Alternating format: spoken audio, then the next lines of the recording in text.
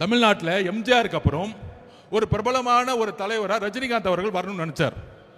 அரசியலுக்கு வந்து சிஸ்டத்தை மாற்றணும் எல்லாம் பண்ணணும்னு நினைச்சார்.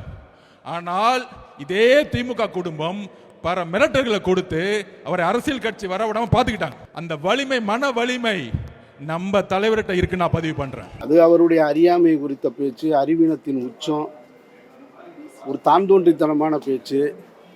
அவர் முதல்ல ஒரு அரசியல்வாதியே கிடையாது அப்படின்றது என்னுடைய நீண்ட நாள் கருத்து. நான் பல முறை சொல்லிட்டேன், அவர் ஒரு அரசியல்வாதி கிடையாது, அவர் ஒரு முதலாளி, ஒரு லாட்டரி சீட்டு ஓனர். அவர் அவ்வளோதான். லாட்டரி விற்று பணம் சம்பாதிக்கிற ஒரு அதிபர் அவர்.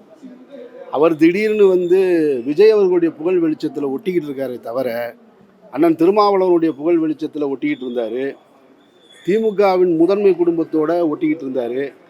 இப்போ மக்கள் செல்வாக்கு இருக்கக்கூடிய விஜய் பக்கத்தில் போய் ஒட்டிக்கிட்டு இருக்காரே தவிர, அவருடைய பேச்சு எதுவுமே அரசியல் முதிர்ச்சியான பேச்சு கிடையாது, நாகரிகமான பேச்சு கிடையாது.